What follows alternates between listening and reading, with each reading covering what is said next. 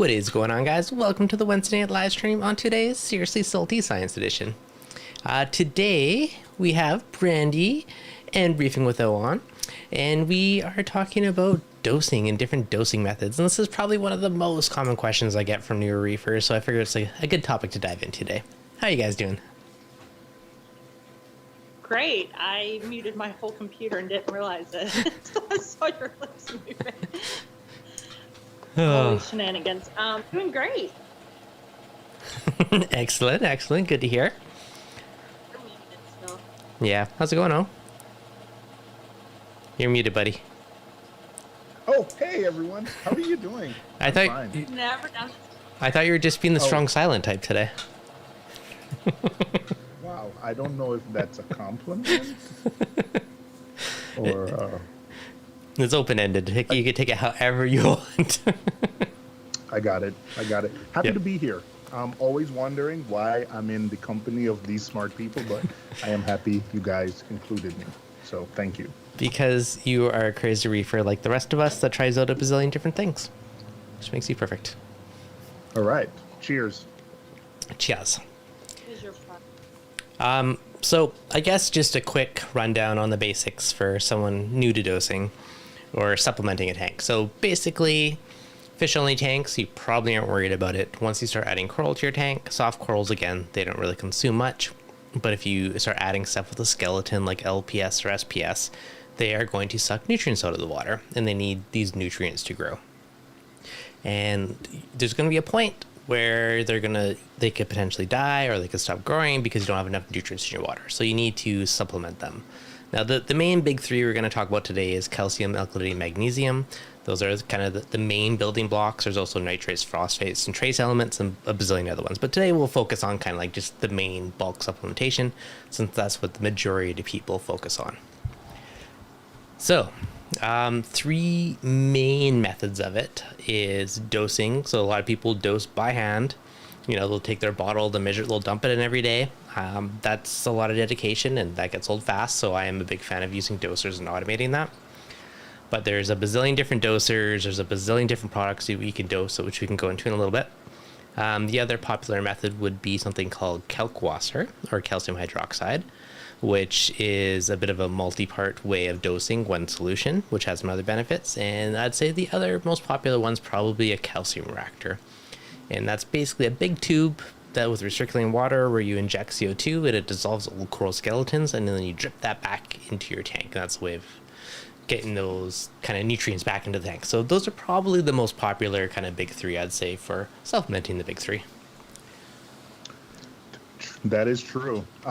Let's start with Kalkwasser since it's at the top of mind. And I just spoke to Brandy's club, and one of the things, so did a couple weeks ago, spoke to Connection that I want to mention. There's like 15 things. I should have a notepad next to me to think about and all the things I want to talk about. Sorry, keep going. No. So, Kalkwasser. I didn't even remember this, Devin, but I think a few years ago, you remember I killed my tank with Kalkwasser. Yes. I don't know if that's the way we want to start. So, I was showing, I had pictures. There's a and risk with videos everything, so let's get into it, yeah.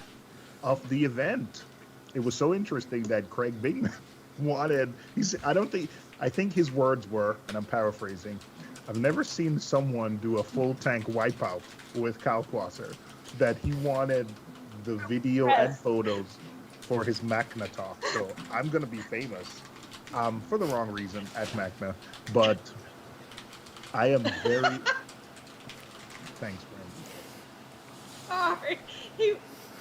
Craig, for those of y'all, I'm sure most of y'all know who Craig Bingman is, but he's the one who created two-part. So, like, he's like this biochemist who knows everything about all the crystals of everything. And his level of impress, like, he was just so blown away with how badly overdosed Kalkwasser. I've never seen someone be so impressed over something bad. Just as a prefix, overdosing anything is bad and could cause trouble. Okay, sorry. So carry on. No, I still dose Kalkwasser. but it's a really different method I dose now. Back then, I just mixed it and put it in my ATO, which is a very common method. You put in your ATO reservoir and mix it there, and then every time your tank tops off with your auto top-off system, it doses a little bit of Kalkwasser. Let's not get into the technicalities of what happened, but in any case, my skimmer overflowed. So as the skimmer overflowed and water splashed out of the sump, it kept adding more top-off. And you kind of guess what happened, where eventually enough top-off added where the Kalkwasser pretty much... Did you? Yes. Question. Yes. Where was your skimmer overflowing to? It didn't go back in the sump. It went onto the floor, or where did it go? It went onto the floor. Dang. It went onto the floor. It was... I forgot what skimmer I was using, but it was... The skimmer cup was really big, so when it overflowed, there was some splashing. I had my skimmer cup outside, and I don't remember if I closed I had the skimmer line going outside. I don't remember if it was pinched when I closed the window or something to that effect, but it kept overflowing. And it wasn't a lot, because at full saturation, it doesn't take a lot of cal to totally kill your tank. But yes, it was milky white. Pretty much everything died. So the way I dose Kalkwasser now is... I wish you could pull up a picture, because it was milky white. Like, you know how when you're like dipping corals in like the bear treatment, and it's supposed to be milky white. Like, it wasn't quite that intense, but that's what it looked like. It was close. Milky white. Okay. Brandy, I mean, wow. I just want people to... I'm painting the picture. Just mix some milk and water together and just pretend it's So's tank. Yeah. Sorry, buddy. Yeah, I'll find it, because I did create a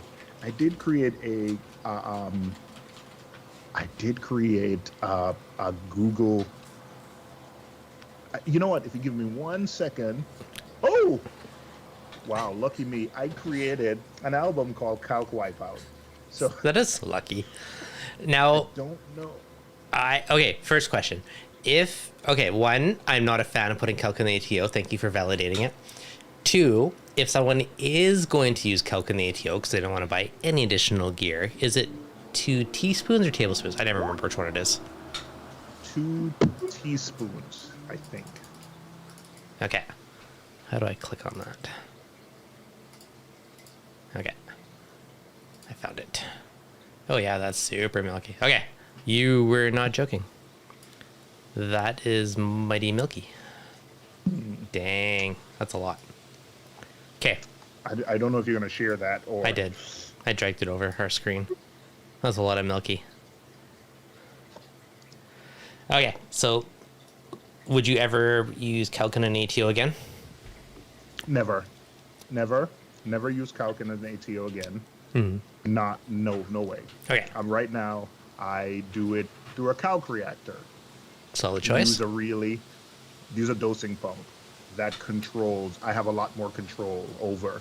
And another, not the fault of the equipment of mine, but I had a controller, but I didn't program. I don't know what happened. There was something with my code where it should have detected the rise in pH and shut off the ATO, but it didn't. So that was my fault. Yeah. Yeah, no, that's fair. I mean, that's another consideration too, right? If you are going to do that, there is lots of fail-safes that one could do. Like if your pH goes over a certain point, turn off your ATO, right? So having a controller does give you a lot of fail-safes that you can work with if you program them in. I will say something I learned, and this is recovering from a calc overdose like that, which I also got from Craig. At the time, I tried a few things. I tried vinegar, which I was dumping so much vinegar, it wasn't bringing the pH down fast enough, which created a lot of other issues. But Dev, Craig said, if this happens again, a calcium reactor, like turning up your calcium reactor and adding CO2 laden water to the tank is actually one of the safest ways to because the pH being so high is really dangerous. I mean, the substance is caustic, and gets into the animal's lungs, but you need to bring the pH down. Yeah. And I think, not saying this should happen to anyone, please, but I could have turned up my calcium reactor and just had a lot of CO2 bring the pH down. You could also dose an acid to help counteract it. Vinegar. Like vinegar or sodium hydroxide. Or, not sodium hydroxide, what's the other one? Yeah, it might be that one. One of the more, but basically a strong acid would also help bring it down. That creates other issues later on, but at the point, you're trying to save your animals. So that's a secondary issue. So yes, we didn't mean to start out with a bad one. Okay, so I'm sorry. It was just top of mind. The potential dark side of Kalkwasser. Now, Kalkwasser could also be a very magical thing that a lot of people use. So Kalkwasser, basically powder sodium hydroxide, or calcium hydroxide, Kalkwasser in the German way. Basically, it increases your pH, and that's why people love it. The other reason people love it is because it's one thing that you can dose that gives you, like, so this one, calcium, magnesium, strontium. It doesn't say alkalinity, but it also raises alkalinity. I think it indirectly does, and that's why. So like the Brightwell one, right? Magnesium and strontium. I believe some of the others have that in it as well, but they actually promote it as having all that. So it can be essentially a one-part solution that can take you pretty far. Now, yes. I'm surprised how far Kalkwasser can take you on a new tank. I was really surprised. So you would, on an SPS dominant, well, I don't know, SPS dominant to people mean different things, but on a typical reef tank, Kalkwasser can take you really far. If you're starting with a typical tank with frags, probably, I've seen people go a year, get to up to a year with Kalkwasser only. So it can take you pretty far. Yeah. On the tank behind me, in its prior mode, when it was a fright tank, where I turned to more display, I was actually really surprised at how far I got away with just using Kalk. So it works well, and it's affordable. Like Kalk, yeah. I use mainly, I think I actually started with 2-part dosing, and even before that, when I had a smaller tank, someone was asking at what point should you do Kalkwasser. And for my BioCube, my 32-gallon BioCube, and even my 60-gallon tank, I don't think I ever had Kalkwasser on it. I just used water changes with 2-part. And then whenever I started this big tank, how many gallons is this? 170 total, I think. That's whenever I started using Kalkwasser. Seth, who's in the chat, actually was the one who encouraged me to try it. And one of the things that I started to discover after using Kalk for a while is that my magnesium really started to drop, which is why I have this. Or not it wasn't dissolving, right? Because my magnesium wasn't staying in balance, so that's why I added this to my dosing to the Kalk. Wait, you started, you don't mix it with the Kalk, you just dose it in addition to. Right. Yeah, Kalk doesn't give you magnesium, and even though the Brightwell says magnesium on it, I don't know if it's in enough ratio to take it. But what I found is on a newer tank, water changes. Yeah, I've never used the Brightwell. Every time I went to order it, because it sounds so amazing, it's been out of stock. So I've always used one of just the BRS powder. But it's great for alkalinity, but after a little bit, I think me and Deb, we were both having the same issue, weren't we? At one point, like, our alkalinity was increasing, and then mine suddenly dropped. I can't remember which order it went in, and whenever I tested, the magnesium went to nothing. Yeah, I was also dosing acid at the time to counteract it. That's what kind of brought that back up in my head, because it kind of bounces out. Okay, so with Kalkwasser, so if you are dosing that method, actually, first of all, way back further, you mentioned something good. Someone's asking you, when should you start doing it? That's a very beginner question. When should you start dosing in the first place, right? If you have, 2 corals in there, it's probably not a big deal yet. Water changes are probably enough. But there's going to be a point where water changes aren't keeping up. And, you're only going to know that if you test. So you kind of have to test your tank for alkalinity is the main one you care about for testing at first, and then calcium, magnesium.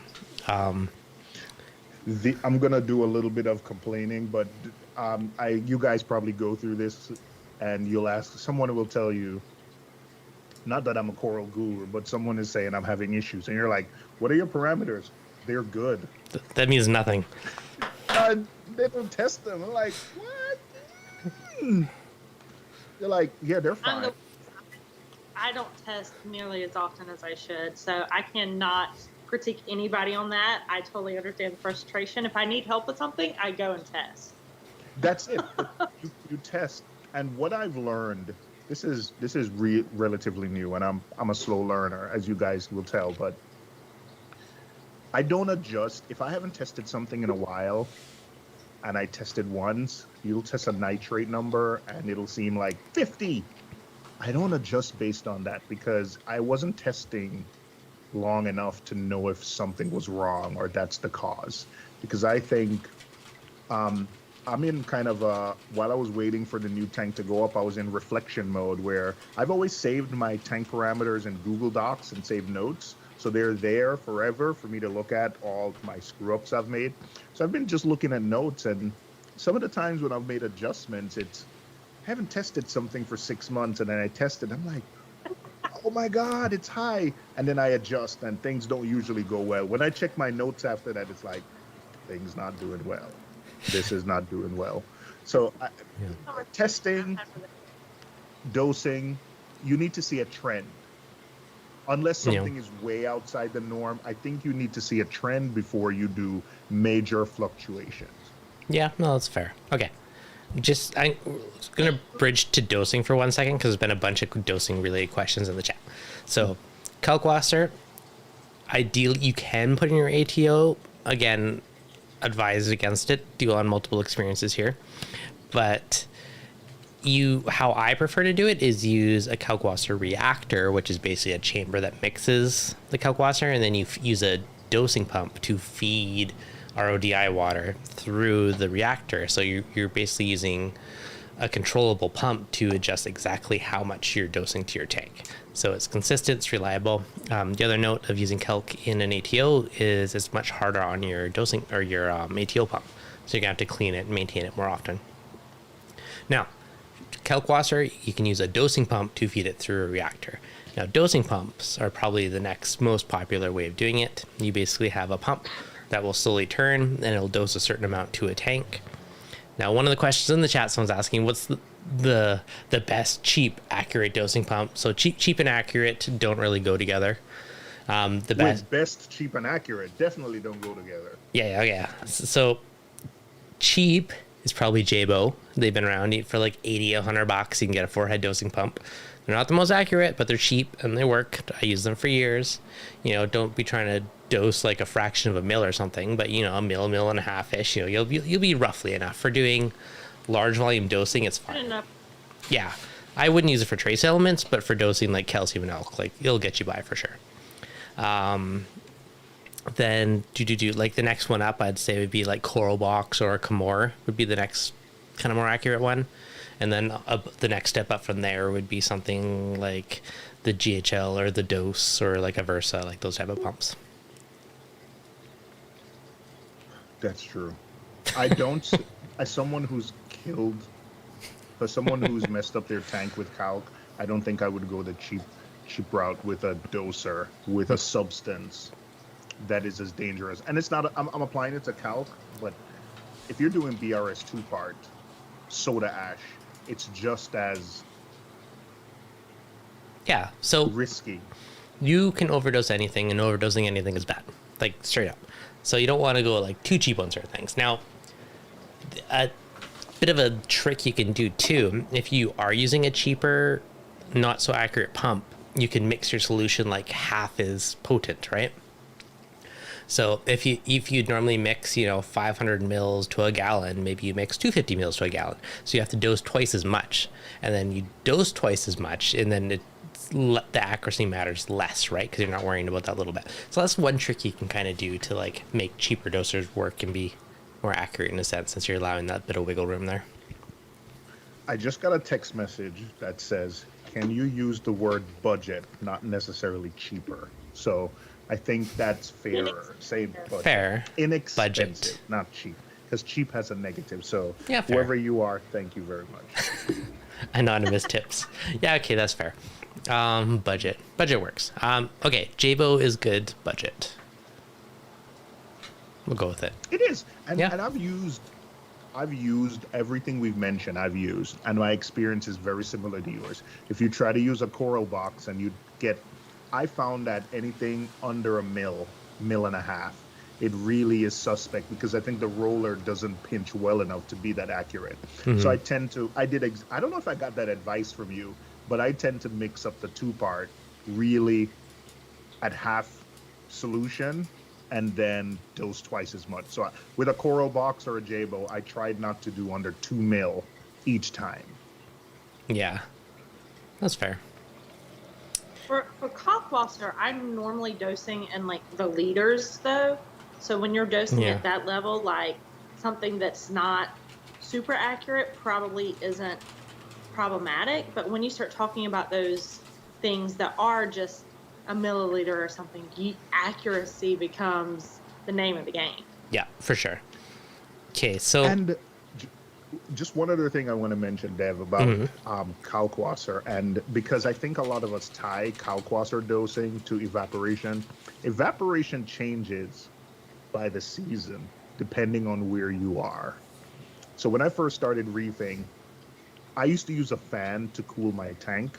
So I thought evaporation was more in the summer, but as it turns out, in the Northeast, you actually get more evaporation in the winter because the air is drier.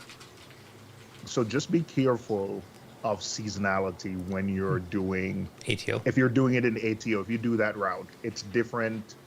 As the seasons change, it's actually different. There's different things. If you're using a fan, you get more evaporation, you'll dose more crowd. So just be careful.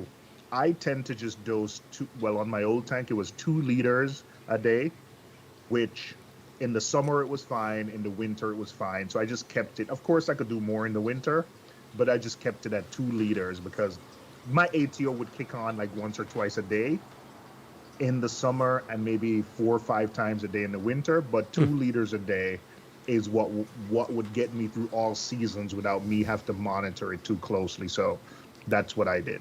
That's a good chunk. So on that random note, I have basically replaced my ATO with Kalkwasser on my water box, my big tank. So I haven't turned my ATO pump on in months because I just dose Kalkwasser and I just tweak my dosing a little bit up or down to like keep my sump level consistent. But I'm also dosing alkalinity on top of that, and I'm also dosing a calcium reactor on top of it because I need a bunch of different stuff just to like keep up with the demand in there. Now, question in the chat. Nick, thanks for the super chat. If you're dosing Kelk on the side, what are you balancing with? This is important too. So it depends what you're lacking. Again, every tank is different. A lot of tanks that I've had, like I've always had to dose more alkalinity than anything else. Like I've never really been able to do like a balanced everything's equal. That's never worked out for me. And again, you're not going to know unless you test. So it is important to test your tank periodically to kind of know those trends and know what's lacking and what needs more supplementation on top of it. Dev, I don't know how you type and host the podcast. Like that is an amazing skill that I don't understand. Because when I'm typing, like I have to pay attention, and you are typing, answering questions, and still engage with the guest. That's amazing. Thank you. From me and from my typing in the chat. 3 people behind the camera. Yeah. Just one more thing on calc, because there's a lot of dosing to cover. But I think someone is asking, what calc stir do we use? Should I go first, or should you go first, Dev? Go for it. I've used 2. I've used the Reef Octopus, and now I'm using the Avast Marine. And what do you like better? I like the Avast Marine because it's not pressure and it just drips into the sump. Yep. Those are the only 2 I've used, and there's a lot that's built. I think that I see you, and I think Greg also has the what's the one that you're using with the stir at the bottom? So okay, so The ice. yeah. Are you using that, Brandy? I did have the ice cap, and now I have the Avast Marine, and I had the issue. What? You didn't know that? Oh, No, I did not know that. yeah. Shock. You didn't know I switched, or you didn't know I used calc? I didn't know you had the. I thought you had stopped dosing calc. The So my whole issue with the calc was it kept. I think Seth mentioned this earlier, or someone else asked about it. My whole issue with dosing the calc was that it kept creating a vacuum inside of the stirrer, so it wouldn't work. And I realized, I'm going to use the fancy word, the Bernoulli principle was causing a problem because the spinning liquid, especially when how fast it spins into the ice cap, creates a negative pressure, which prevents any of the liquid from coming out into the tank until it gets to a point to overcome that pressure. So I was having it leak out everywhere all the time. And I like the Avast Marine because it spins slower. So if there is any buildup, it's very minimal, and the hole is big enough that it allows it to break that pressure. Yeah, it's not under pressure. I'm sorry. I apologize for that. Now that you're saying it, it's all coming back to me. We had a long conversation about it the other day. I'm sorry. Brain freeze. I wanted more potent calc, so I had Avast Marine build me a custom version that was just a little bit shorter. So the liquid is not as clear. So I think the standard one is 15 inches? I got one that was 10 inches. Mm-hmm. So I think the calc comes out a little bit more potent. It's more potent. So, but it's not at the point where it's like milky white. okay, so ice cap, since that one come a few times too. So I used the ice cap for a while. And at the time, I was doing the more slurry-ish route. Like, not full slurry-ish, but like more potent. And the issue I had with that is because it is an acrylic bottom, over time it started to wear down the acrylic. So I went to like a craft store and I bought a circle photo frame. I took the glass out and I put the glass in the bottom so that the pills spun on glass, and that was like my fix for it. So that worked. My only other slight complaint is if you add too much powder, sometimes your magnet will spin out. So then I bought a bigger magnet that more matched the bottom, and that seemed to lessen that odds, but still happen once in a while. So currently I'm using the... Go for it. Go for it. I think it might also depend because Bert said that someone said that they hadn't had the issue. The Smoking Reaper said they hadn't had the issue with the ice cap. And I've heard that from a lot of people that they haven't had issues, but I've also heard from other people where they did. And I wonder if it has to do with the size of the canister, because it's going to have to, and how much powder you're putting in the bottom, because it's totally reliant on or dependent on how fast that magnet is spinning in there. So the faster you have it spinning, the more pressure is going to build up. It works just like a vacuum for your house, right? Mm-hmm. Things up, and that's essentially what it's creating, especially when it starts spinning real fast. So I might have just had it going too fast. I may have been adding too much powder to the bottom. Yeah, too much powder would be an issue. The instructions do say not to run it continuously, which mine was running quite frequently. So, I mean, using it to the instructions, you're probably fine. Unconventional methods, I mean, take it or leave it.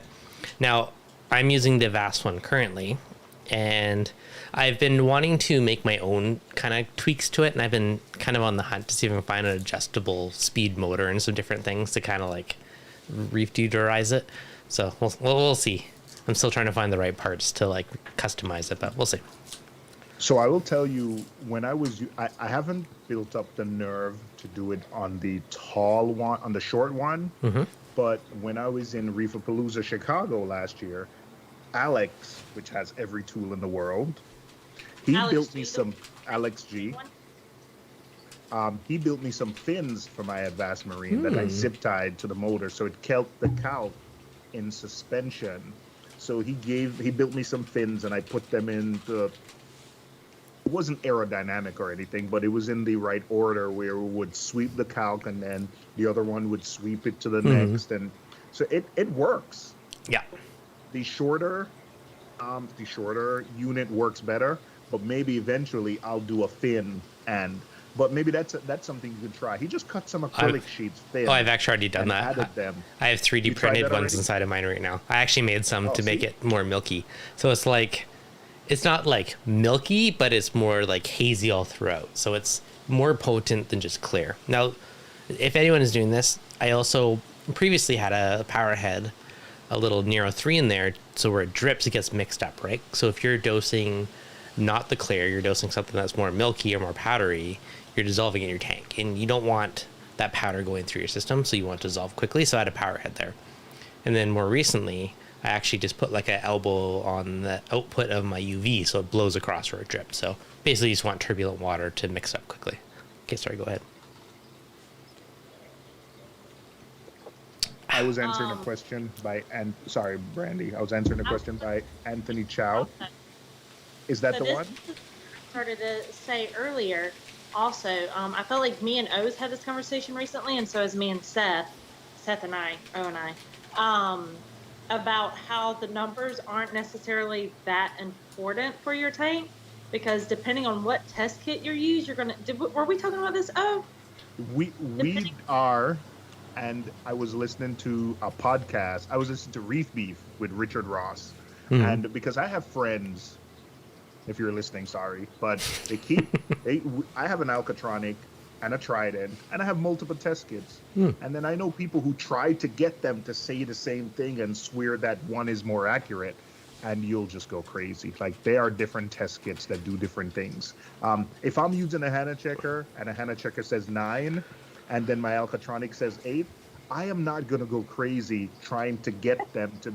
The tank's been happy at 9, so I'll just stick with whatever the Hana is, and I'll know in my mind that I have to do a correction, but I'm not. I stick to one test kit. in my mind also, as long as those numbers are staying the same distance, then it's just a difference in how the photometer is reading the color. In my mind, I might be wrong about that. But there's also like the consistency, and what I really look at is what my corals like. Like my corals, like when my KH director is reading on the higher end, but that doesn't match super high with Hana. It's like 7 to 8 for alkalinity on Hana checkers. All right, so You have something to say, Dev? yes, I know. yes. Dev got People excited there. obsess over the number. Like people are like, "Oh my god, they're 0.15 difference." Doesn't matter. All that matters is that they're consistent. If your tank is freaking 8.2 or 8.7, it makes no difference. As long as you're testing, test the same. If you can do multiple tests and you get the same result, that is what you care about. Your tank can be happy at 7.5, it can be happy at 9. But it's the consistency of it, not swinging and going all over the place, right? So like I have a Trident and an Alcatronic on my big tank.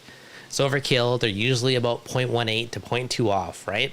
I've thought about trying to make them read the same, but at the same time that they test it a couple hours different, like I don't care. As long as they're consistent and the trends are consistent, that's what you care about at the end of the day. True. Over. The machine, you're like me. I have different machines testing, and I tend to go with the machine because my thought process is the machine is more consistent than me. Like if I'm using a Hana checker, and the same thing, someone would be like, "Yes, I use the same 10 mil." Like unless you're doing the machine, the pipette one that does it for you. Mils, yes, I know you do. By the way, I have one and I never used it. But if you're hand filling it, and the meniscus is like a little bit off, then the number is gonna be Files, that line is at a slightly different spot. Really?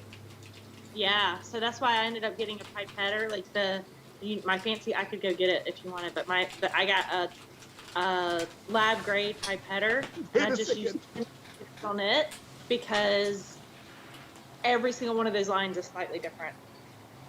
I have one somewhere. I agree with that. Wait a second. I got one of those. You guys, Brandy, you are blowing my mind. I never realized that, but I have 2 bottles here, and I'm putting them together. The numbers are way off. They're not even close to each other. Yeah. So you have to remember, I started off as a lab, like where we were using like chloroform and arsenic and all these things that were incredibly dangerous, and at like a microgram level, right? Like to the -6. So like that would not have flown in our lab. So whenever people talk about precision, I'm like, you don't even like these aren't they're not that dangerous. We're like that much off matters, and there's so many ways to have inconsistencies, variation. Wait a second. Number. I just grabbed two random. I have a bunch of Hannah bottles, and I grabbed two random ones, and I have a bottle that doesn't have the word Hannah Instruments on it, and one with just a 10 mil line. On one, the 10 mil line is where the word Hannah Instruments is. Like, they're not even close. Yeah. So, oh my gosh. Exactly. So, consistency is key, and that actually makes me laugh between the different ones. Okay, I can't find it, but somewhere I agree. Those adjustable pipettes where you can pick the number of mils and then put that in. At least it's consistent, right? Like, that is half of the battle right there. Oh, Brandy's hunting for it. So yes, so you know what, Bev? I bought one of those on your recommendation. That one, I just never used it. Slacker. I got a very similar one somewhere in the house, somewhere in my messy closet. Yeah. But yeah, but then it's consistent, right? Even this, it's more consistent than a vial. Yeah. Like even with this, I'm like, I don't think I like a drip will drip off, and if I was in a lab. If I was still working in the lab, I would have had to redo the whole entire test, but it doesn't matter that much of a difference. But here's the thing, but you can still calibrate it, right? You can put it in like a graduated cylinder, and you could put that little tool in and turn it and tweak it. So it is calibratable. But the thing is, even if it's off a little bit, it's consistent, right? And that's like the name of the game if you're obsessing over numbers. Yeah, same amount off. Yeah, exactly. I learned something today. Wow. It's good to be educational. Says Murphy lined up 6 Hannah bottles and they were all slightly different. That's funny. So I'm definitely going to be using that tool from now on. I didn't. Wow. Yep. So again, if you get that, and using one Hannah bottle is a lot of. So I even sometimes with a test, I will use 2 bottles where I'm like, I'm going to use this one to 0. So I must have been. Yeah, you see? Crazy person I am. So, and this is totally our big tangent, but consistent is more important than accurate, right? We care about the trends more. When you're talking about yeah, but we care about the trends and like making sure it's like a reliable thing rather than if it's 8.2 or 8.4. Either way, it doesn't matter as long as you're testing consistently, right? Mm-hmm. That's true. Yeah. That is correct. I'm a fan of that. Yeah, exactly. There you go, Phil. Even if the line is off, as long as you fill the same spot. So that's what I mean. You should technically be using the same cuvette for the same tester, right? If you're using a different cuvette every week, then that could be messing with you. Dun dun dun. Yeah, and I just have mine on a drying rack, so I definitely pull different ones. But as long as it's within like 0.4, I don't normally care at all. Yeah. Okay. Now to the original question before this, of when should you start dosing? And you said within 0.4. I'm going to say, if you test your tank, we're going to start with alkalinity. You test it, Saturday, next Saturday, a week later. If it's less than 0.5 difference, you're probably okay with just water changes for now. But if it's more than about half a DKH or 0.05 off, then I'd say that's a point that you should start considering dosing or supplementing. You don't have too much of a swing. That's kind of what I go with. Would you do, or like something like this first, Dev, or would you go straight to calc? So it depends what you have. Okay, so you have Alpha Reef. I've never tried Alpha Reef. I think it's super cool that it's like everything in one solution. I actually just found this on my shelf, which made me laugh because I've never tried it. But it's calcium alkalinity. It's again a very similar thing to Alpha Reef. Reef called BP, which I didn't even know I had this. I was like, oh, look at that. I should try this one day. But so it's cool because you could have a single dosing head and dose your tank and supplement it, right? So it's a cool way to go for like a smaller system. Again, I've never. And as long as it's like within the right ratios. Yeah, it's balanced for you. I've used it, and now Alpha Reef, they have it the powder version, which they've had in Europe for a while, which makes it really economical. I've used that up to a 75. And once you get to a certain point, it gets, I don't know what it is, but Brandy, there's a point where you just can't keep the alkalinity stable. or I don't know what that limit is, but I know BRS. They have a one of the guys in the BRS office has about a 60-gallon SPS tank, and I think that's the limit. So I'm seeing people use it about 60 to 70 gallons is the limit of where that's. What happens at 65? I don't know. It's like you can't maintain the parameters. I don't know if you can't dose enough per day because, hey, you've spoken to Lou, and I've watched that video multiple times. Yep. But it's not. And Brandy, please, I'm going to use some words, and as a scientist, don't cringe. But I don't think the tank is metabolizing the alkali or something fast enough where if you're getting to the point where you're dosing 30, 40, 50 mils a day of alpha reef, it's not metabolizing the alkalinities fast enough where by the time you start dosing the next day, the last day's alkalinity hasn't been processed yet. That's my non-scientific thing that I think is happening. My non-scientific add-on that I don't fully know because I haven't actually used it, but I believe it's calcium formate. That's one of the main ingredients. And there's some weird thing of how it's like a delayed reaction of how you can actually read it and it metabolizes and tests for it in the tank. So that might mess with your dosing a little bit. Just throwing my 2 bits in there. I know I've had the opportunity to talk to Craig a lot about this kind of stuff, which I'm very grateful for him entertaining me so much. But he still doesn't understand how all the things could be in one bottle because he's like they interact with each other. So there's definitely something different in this that's not the way we normally dose. Otherwise, Magic. Which that makes sense to calcium formate because otherwise they would be interacting with each other in the bottle, which would be a problem. Yeah. It's calcium formate. I'm pretty sure that's what it is. Yeah, it works. I'm reading, and I think I've bought them separate and mixed them up, and I think it works. I'm reading the Brightwell version of it. It says inorganic carbonate, bicarbonate, sulfate, and borate salts. So. Polyp Lab also has something I've seen in LFS. Polyp Lab 1. Polyp Lab 1. Again, I have that, and I have not tried it yet either. I need a small tank to test these on. It seems pretty strong too. I've used it once. Yeah. But yeah, this I actually set this aside. I was going to clean it out earlier because I've been using Triton for a while. But you guys can see the reflection of everything on my computer. But yeah, my big tank doesn't dose at a 1-to-1-to-1 ratio, so I would not be able to use Alpha Reef. Now it's close, right? Because this is after 4 liters, but I'm completely out of my calcium, and I have about half the amount of magnesium as I have left of the alkalinity. So yeah. Tom Dashile, who works for Neptune Systems, who we see at all the shows. Yeah. He uses Triton, and I was just talking to him about Triton, and he has the same experience where he doesn't he doses them separate because they're not used in balance. They're not used in balance, and that's what happens with Alpha Reef, by the way. The magnesium, when you get to that 60, 70 gallon, the magnesium either you can't keep it up or just magnesium goes. There's all types of wacky things. My magnesium is always low. Yeah.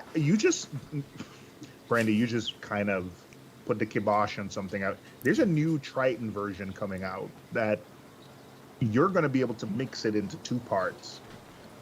And I was thinking of trying it, but now that you've said that, maybe I'll still try it, but I'll dip my toes into it. Well, I am actually about to start something new completely. Dad was trying to get me to go ahead and mix it up, and I didn't get around to it. But Slacker, Brandy. The Elos 3 parts is what I'm going to be switching to. So what's the difference in the Elos one? Since I've never seen it before. I don't actually know what the difference is. It's super concentrated. It's super refined. It's made in Italy. Mm-hmm. So I feel like everything that Elos does is just top of the refined. line. Like they go, which is why I like Tropic Marin, right? Is because they tend to do that extra. It's not necessary, but with my background with the science stuff, like I like to know that only what is in it is in it. I know it's not necessary. I It's know pure. not. It's more refined. Yeah, like I want as much precision and accuracy as I can have. So Nice. that's one thing.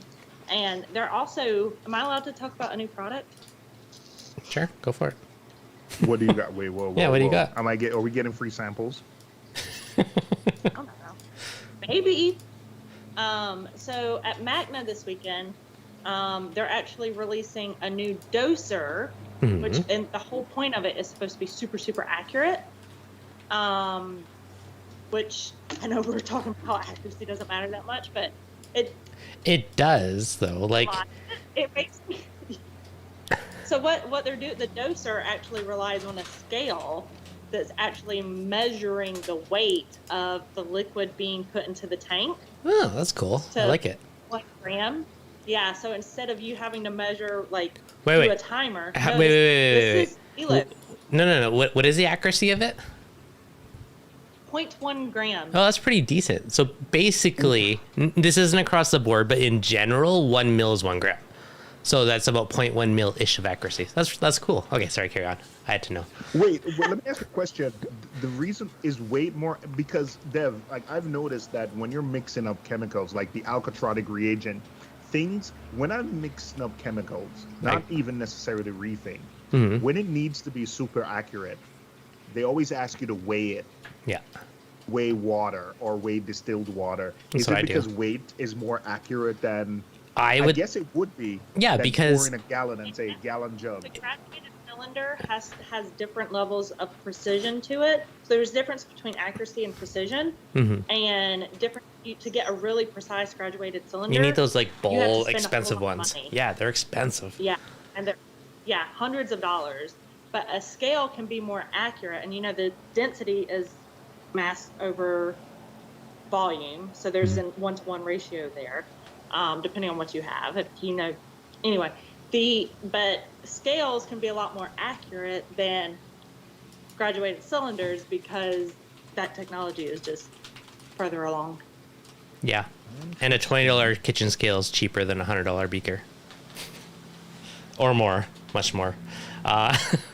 So yeah, I go off weight this too. is going to be weight, and it's going to tell you how much weighted liquid is left in. That's cool, actually. I like it. It's a new approach. That is, wow. Okay. Yeah, And I'm you're allowed to assuming talk about because that. It's Elos, it's going to look good. Yeah, I think so. Does it look like an Italian I sports car? Pictures earlier responding to us. I'm I was sorry. MIA on it.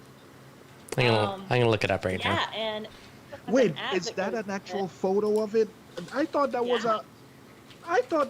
Yeah. oh my gosh, I can't show it. I thought that was a You can rendering. show it. I'm looking right now. The reefs.com article that I wrote earlier on it just went live about 20 minutes before this. Boom, just pulled it I up. thought that was I got I this. thought that was an artist rendering. You're So telling me that's the actual, oh my God. You telling me that's the actual product? Mm-hmm. I thought ah, that was a rendering, Brandy. What? that's pretty cool. That's cool. I like it. So it's a set. So green. So okay. So it's the orange and white base has a scale under each bottle, and does it communicate or is it wired and hooked up to the dosing pump to like measure based off the weight? Yep. So it also has an app, Mhm. and the app will actually calculate. So you'll put in your numbers of what measurement you're getting for your tank for alkalinity, right? And it'll automatically calculate how much it needs to change dose. If you want to, there's two options. There's artificial intelligence and manual. So it can automatically calculate. So instead of going to like those calculators, like the VRS calculators or whatever, to figure out how much you need to increase or decrease for consumption, it automatically like does that in the app, which like also takes out some human error. Huh, that's pretty cool.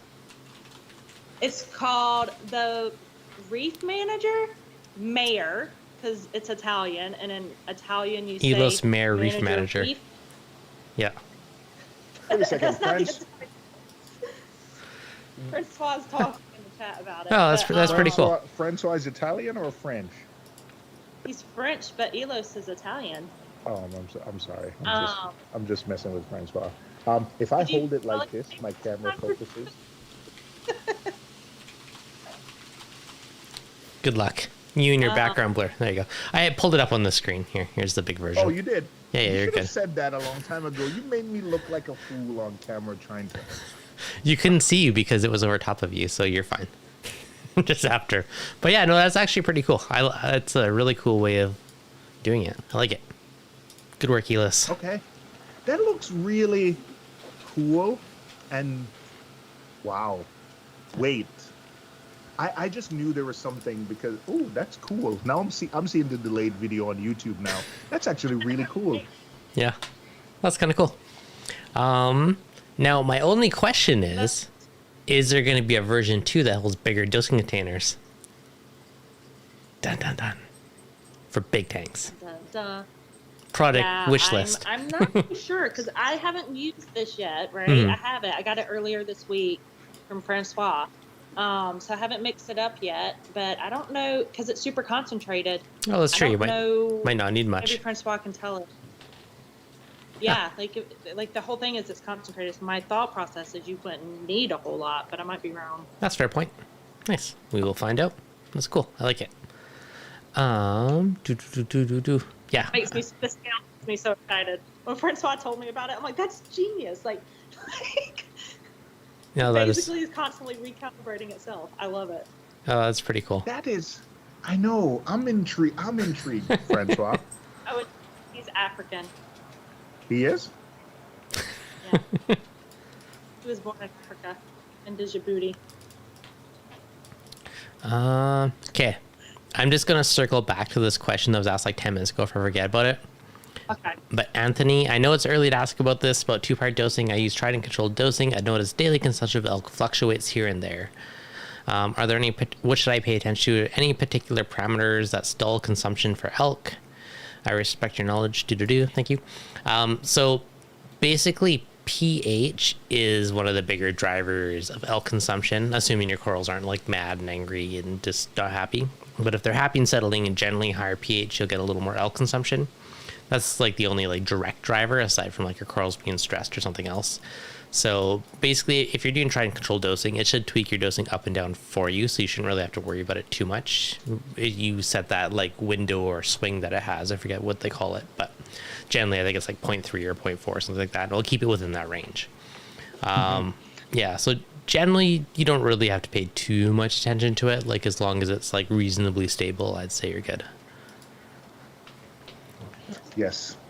Tom, by the way, his name is Tom DeShile.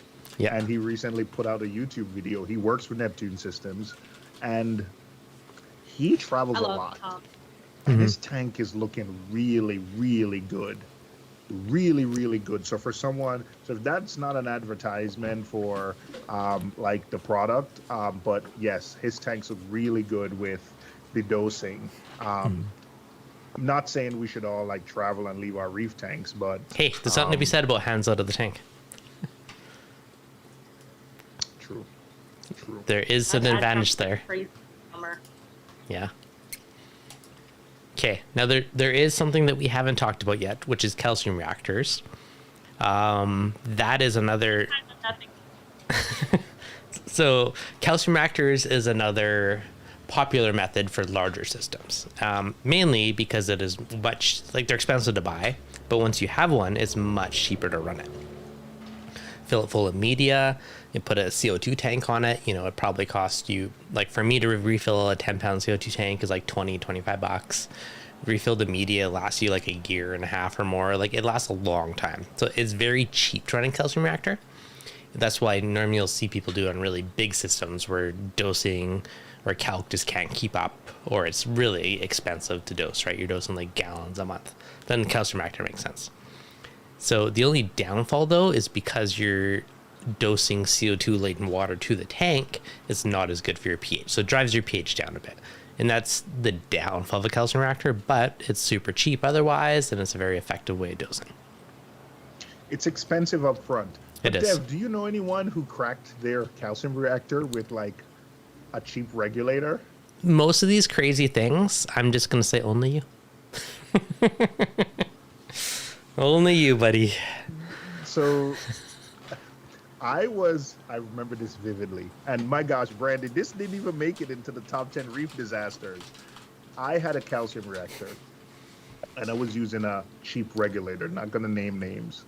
And I remember talking to Devin and talking to Greg, and they're both telling me that regulator is not supposed to be doing that.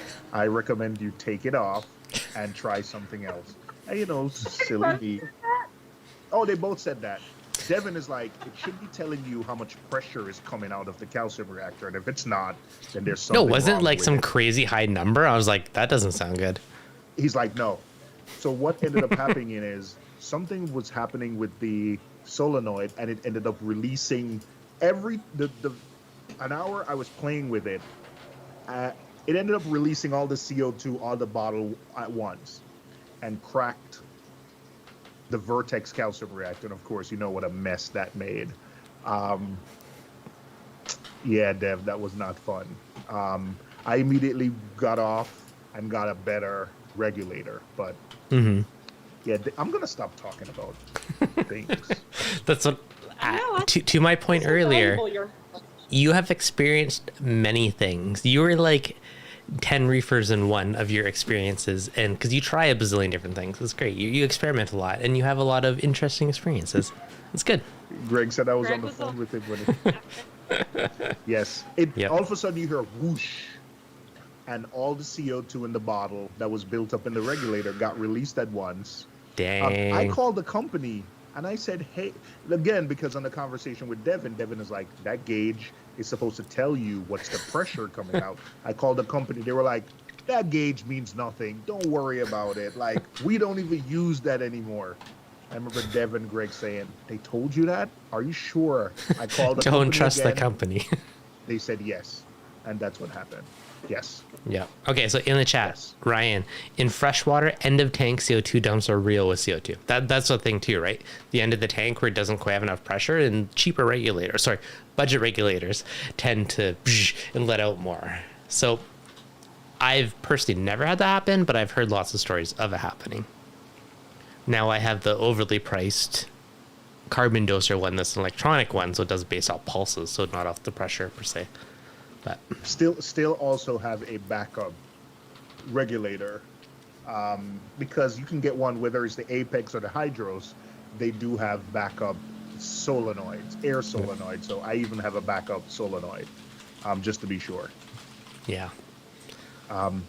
Yeah, and a very important lesson I learned is you use a calcium reactor to maintain, not to raise. Yeah. So when you do want to raise, you still need to have 2-part on hand that you raise, but you run into way more issues if you try to use the calcium reactor to raise your levels. Like, try to maintain, like, dose to get it to where it is, and then and I don't know about you, Dev, but I usually keep not soda ash. I usually keep the Carb or alkalinity bicarb supplement, yeah. sodium bicarbonate, that doesn't. So if I need to dose a significant amount of alkalinity, it doesn't raise my pH as much. So I keep a bottle of BRS bicarbonate around. Yeah. No, it's better for bulk adjustments so you don't cause a big swing. Okay, Nick, he goes, if you don't dose, do corals die or just stop growing? Well, swap your order around. They'll probably stop growing for a while, and eventually they'll probably perish eventually. Now, that being said, I have not stopped dosing, but I've had my elk slowly get lower and lower and lower and lower. But it was a very gradual over many, many, many months in one of my old nanos, and all the corals were still perfectly fine. If I had a doser doing 2 or 3 meals a day, I did weekly water changes, so it still gave them enough that they were happy. But just that very slow, gradual drop seemed to not necessarily hurt them. So, but if you just never dose, eventually, I'm sure they're not going to fare too well. In an SPS dominant tank, I've heard you can lose a DKH a day. In a mature SPS tank, a DKH and a half a day. Oh yeah. I've never gotten to that point, but that's what I've heard, that you can drop a DKH 1.5 a day if the colonies are mature. Yeah. What's the lowest elk you've had? I believe it was 6.5 or 6.8 or something. It was in the 6s, and I was actually really surprised at how happy my acro still looked for being, maybe it was 5 point something. I can't remember. but it was pretty low. Brandy, you had 4. Oof.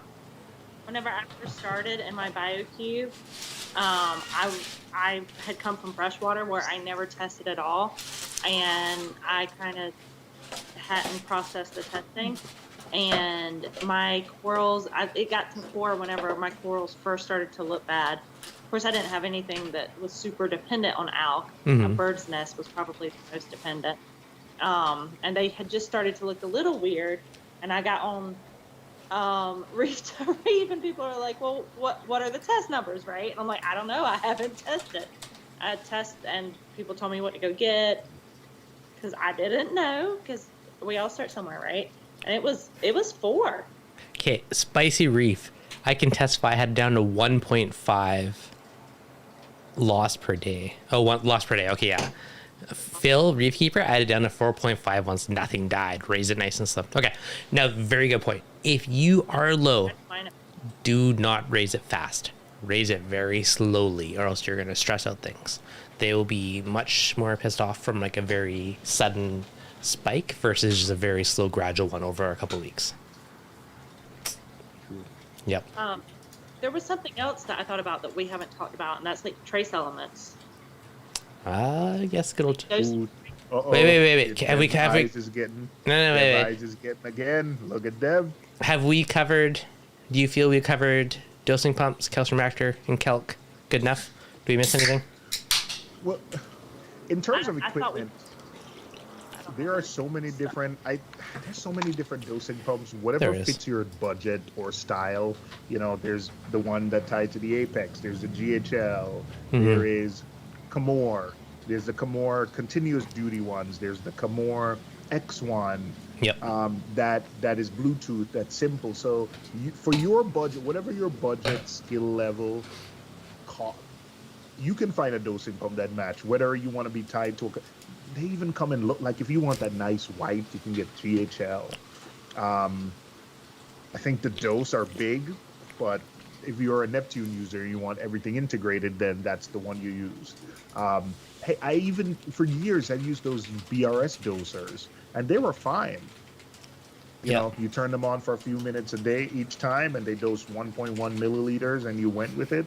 So in terms of equipment, we can spend all night talking about the different types of equipment. There's the ELOs, which, you know, I hear they're giving out free samples, but I'm just going to leave that. I'm just going to blink. Hint, hint. But okay, now, when we're talking about budget dosers, you could, for instance, use one to feed a calc reactor. To do it periodically, be like, okay, dose like 50 mils every hour or something, like depending on what your tank is, right? A bigger tank is 5 mils per hour. There is a way. Like for calc or calcium, you absolutely can do intermittent dosing. I prefer to do 24/7 and use a continuous duty pump just because it's more consistent, it's more predictable and reliable. In that case, the Versa or the Camor are the two I would go with. As for dosing supplements, there's a bazillion different options. If we're going to trace elements in a second, like if you want to use a budget doser for doing like calcium, elk, magnesium, those you're usually dosing, 5, 10 plus mils a day. So it doesn't need to be as precise, but I wouldn't use it for something like trace elements where you're dosing maybe like a mil or 2 a day, right? Like I wouldn't trust a budget pump in that scenario.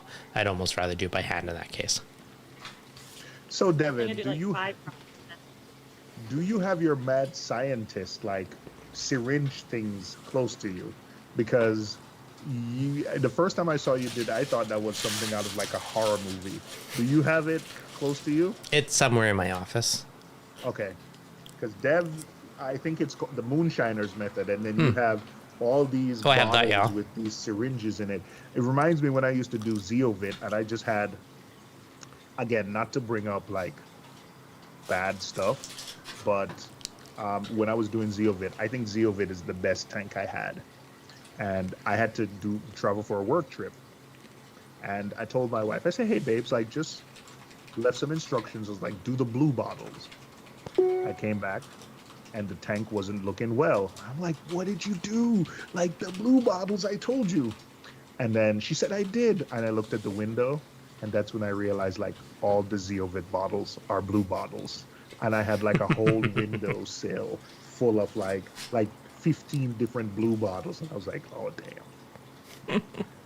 They all got Like dosed. every Zeovit bottle. Yeah. So I don't know what it was, but she probably just took the ones at the front. I was like, these are the ones he probably uses the most. So let me do. That's dedication, dosing like 40 things. Yeah. So, okay. So speaking of the tiny syringes, so I'm also, the problem is I'm not doing this every single day like I should be. It's kind of sporadic where I do it a few days and I forget about it for a few days. I do it for a few days, but I've been doing the moonshiner stuff semi-regularly, not as much as I should be, which is making me think I need more dosers to automate it so I don't have to worry about skipping days. So that might happen eventually. However, I need more verses for that. And I already have tons. So, but yeah, so I have the Chaeto Grow, the trace, the four main bright ones: the Chaeto Grow, the broad spectrum trace, the Restore, which is like amino acids. There's one other one, Coral Color. Basically, I do those daily on a doser as like my bulk stuff, and then I tweak it with the fancy ones, like the moonshiner ones, which are individual elements. So that's what I do on my tank. Then again, I don't, the bulk broad spectrum stuff is dosed daily on dosers, but the fine tuning ones I should do it daily, but I don't. It's every couple days or half the time. Water changes?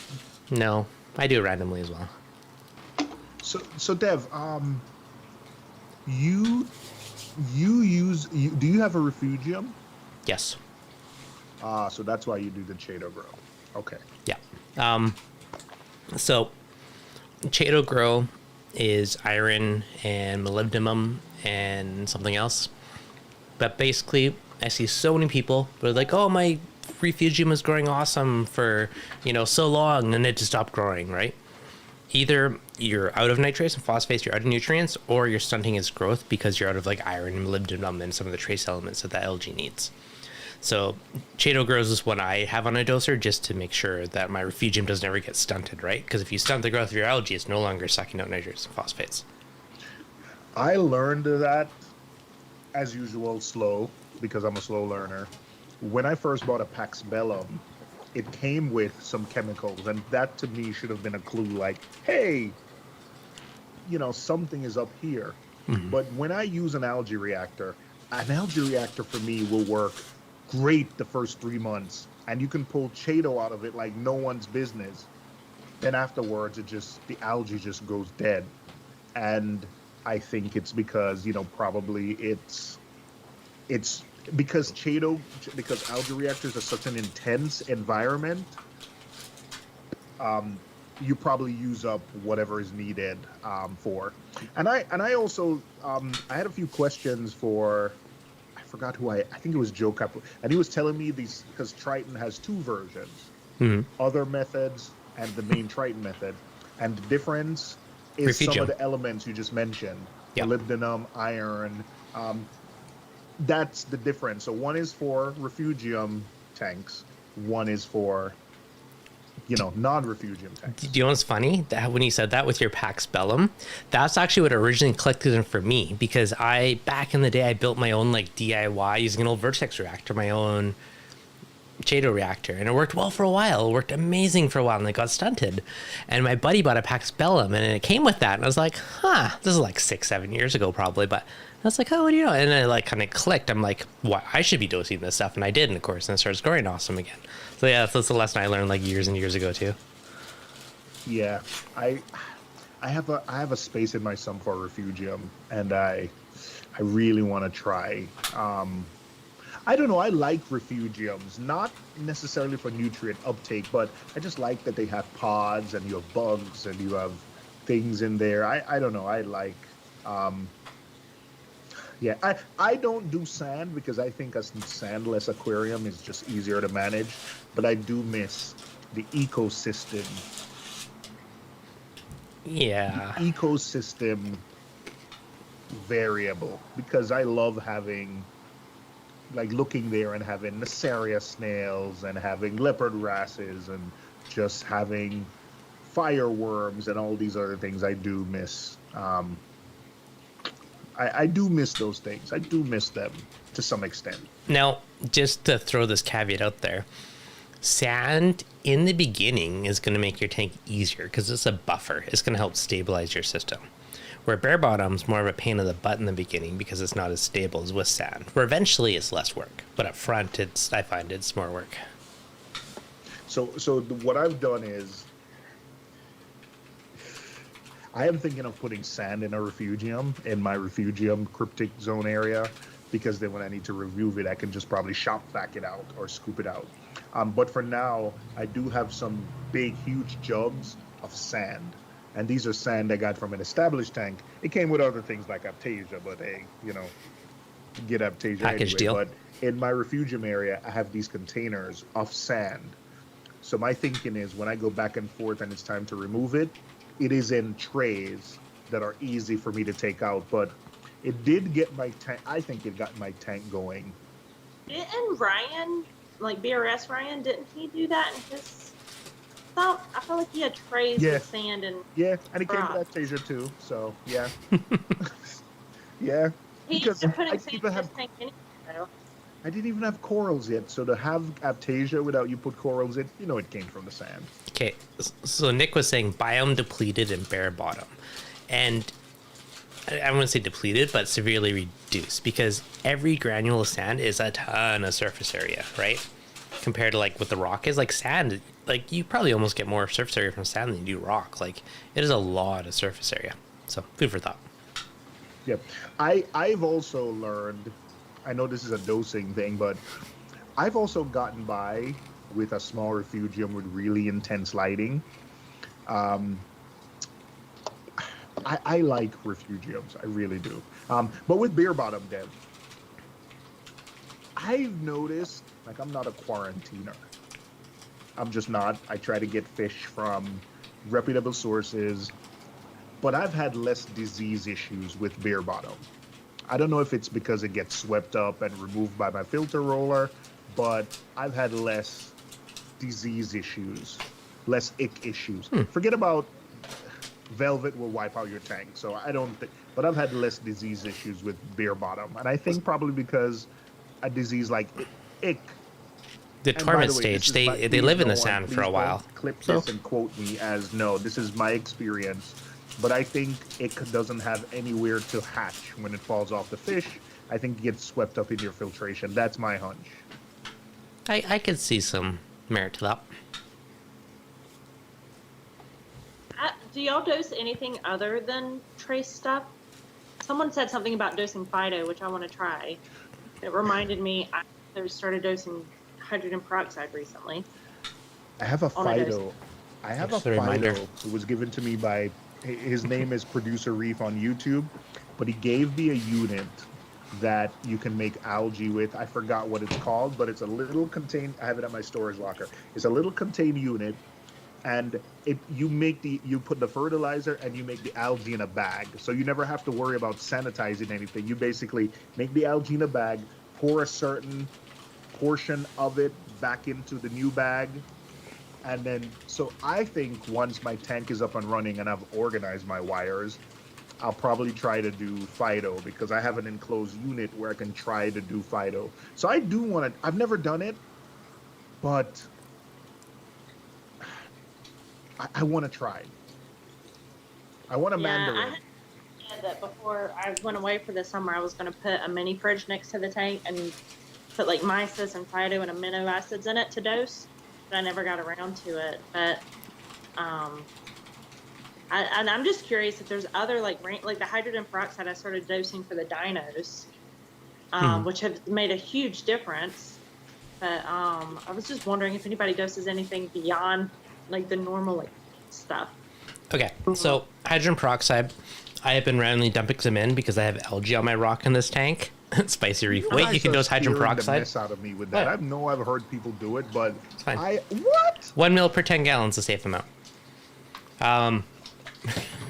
So in theory, like, it will potentially kill some bacteria. I mean, possibly kill some good, possibly kill some bad. I mainly do it because I'm trying to kill off some algae that's in there. Now, I will say I still have some algae in my rocks. It is much weaker. I cleaned some with the water change hose and it sucked out pretty dang easy. Touch my finger and pull it. So it's weakened it. So it's easy to remove it. Now I have a buddy that used to have it on a doser and he dosed like 50 mils a day in his 150-gallon tank and he swore by it. He's like, oh yeah, I've never had algae. My tank's all clean. So, but again, you're potentially dosing, killing some good stuff too. You're going to kill some bad stuff. You know, you just got to hope that you have more good than bad in there. But phytoplankton, 100%. I mean, it is good to dose it. You could ideally, if I was to dose it, like live phytoplankton, I would probably have it in a mini fridge with a little magnetic stir because that will keep it suspended. Though, generally you store live phytoplankton in the fridge, it will settle over time. So generally you do want to shake it. So that's why the magnetic stir is a good way to go. I used to culture it and dose it all the time. I've been slacking with it. I do have some of the reef nutrition stuff, which I randomly dose to the tank. So what is the difference? So I want to keep a couple of mandarins. Mm-hmm. So my thought process of going with the phyto is I will have more pods. You will? What is the effect on the reef that you've seen by doing phyto? So phyto is basically one of the base foods of the ocean, right? So dosing phyto is going to A, feed your filter feeding corals, and B, is going to feed your pods. So the pods will eat the phyto, which is going to help them reproduce and grow and more, which will help boost your pod population in the tank, right? Which can help with like dinos and diatoms and other stuff, and mandarin food. So do you dose it? So one of the thanks. I'm glad we're having this conversation. You have a filter roller, which theoretically filters a lot of things. Yep. You're not worried about dosing the phyto to the display and then just no? Okay. No. Okay. Now, if I feed my tank, for instance, I shut off my return pump for like 30 to 40 minutes. I don't bother turning down my power heads anymore. I leave them on full, and it just keeps everything circulating through the tank, so it gives it more time for stuff to capture it. Now for phyto, I don't know. I've honestly never worried about it. I think it's small enough that most of it will still get through. Then again, like my full siphon goes through there. I still have the trickle drain that goes through, right? So it's going to filter lots, but not all. I mean, you can always dump a bit in your refugium or dose your refugium. Bypass your filter roller, then it goes there, then to the tank. Problem solved. All right. Okay.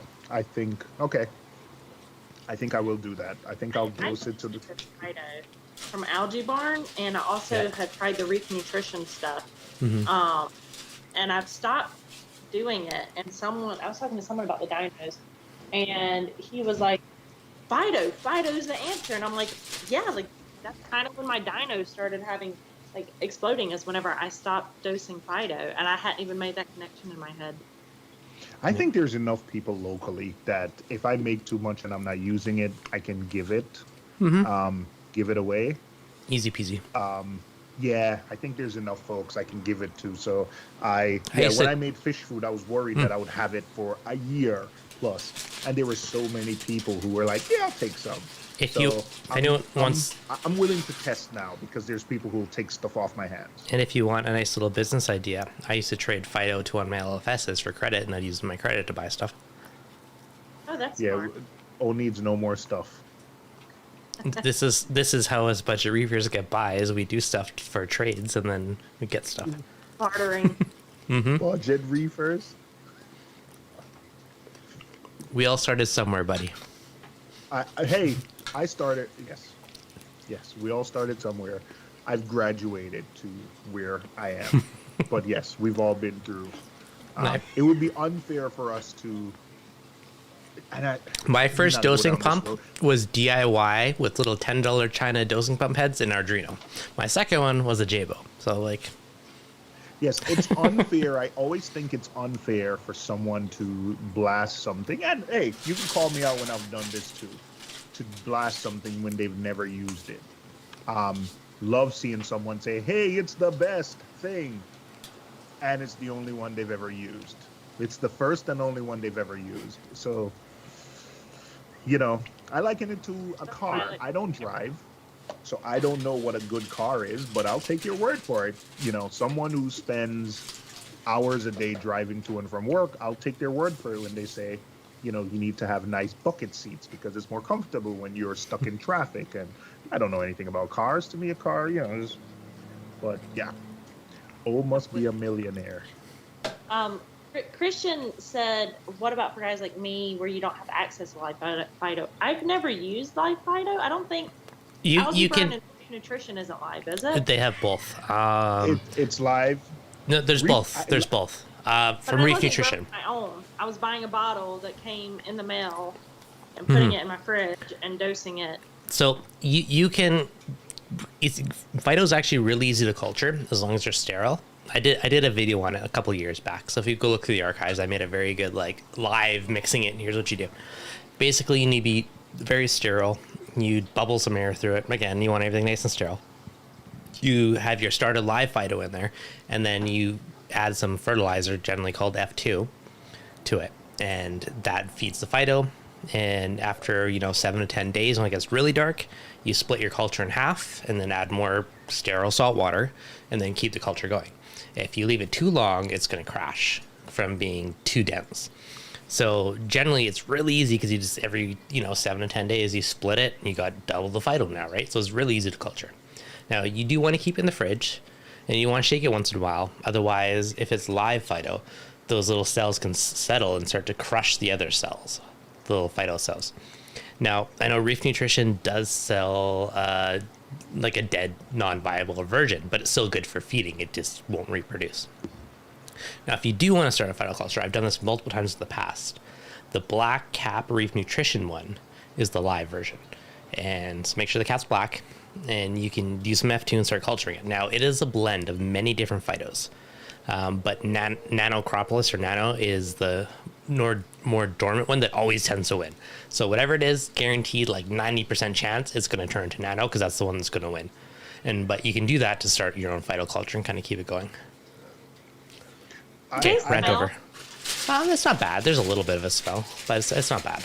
It's not super potent, but it'll be a little bit of a. It's not like what? It's not bad. There's a little bit of an algae smell when you open it, but it's basically sealed up for the most part, right? So. Okay.